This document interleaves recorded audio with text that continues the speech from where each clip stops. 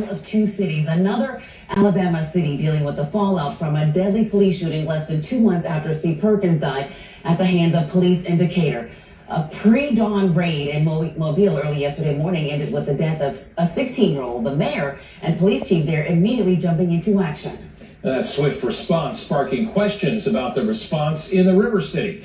WAAY 31's Maddie McCaffrey spent hours comparing the handling of both cases in cities just 340 miles away from each other. Maddie? Yeah, that's right, Dan and Cal. On the same day of the shooting, Mobile Police Chief held a press conference, and he said his officers were executing a search warrant when a 16-year-old brandished a gun and was shot by one of the officers.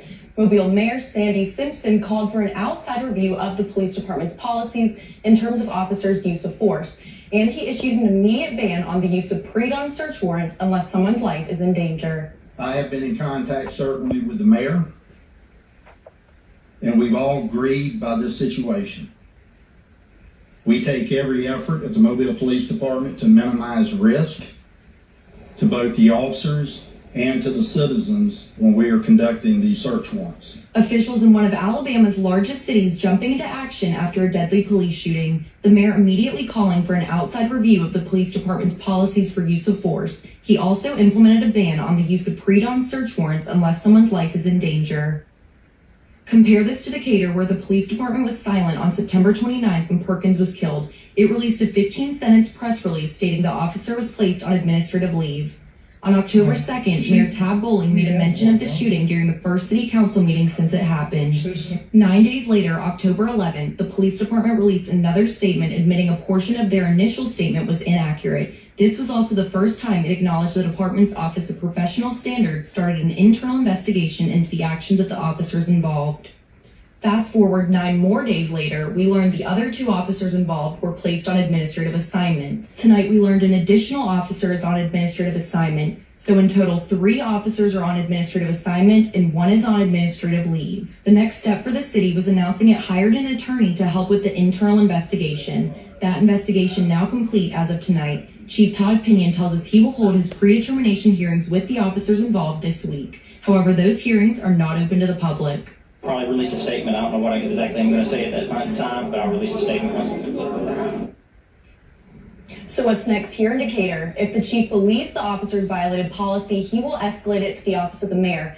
He will then decide if the officers will remain employed or not. At the request of the mayor in Mobile, a former U.S. attorney is doing an entire comprehensive review on their police department's use of force, and he'll have access to prior incidents of police use of force, evidence, and body camera footage. Live in studio with coverage you can count on, I'm Maddie McCaffrey, WAAY 31 News. We'll stay on top of this, Maddie. Thank you. Right now, the Perkins family feels they have a small piece of Steve back. His trunk was released to them yesterday from All-Star Recovery. They repossessed it the day of Steve's death. Steve's brother, Nicholas, says that their attorney helped retrieve it. Happy that we have a part of my brother back at home. It's a shame that, he had to lose his life over this, but we're glad we're trying to get some sense of normalcy back in our lives. Nicholas Perkins says something has to change within the Decatur Police Department. The police say that they do have a date set for their internal investigation hearing this week, but are not releasing it at this time. We are learning more about who Steve Perkins was, as described by the people who knew him best. His neighbor spoke to us yesterday. And I fell and hit my head on the concrete. Well, I wanted to drive myself to urgent care.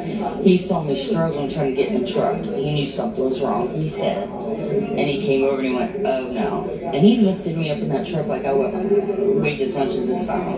He took me to urgent care, stayed with me at urgent care, brought me home, helped my husband get me in the house. This is just the kind of man he was.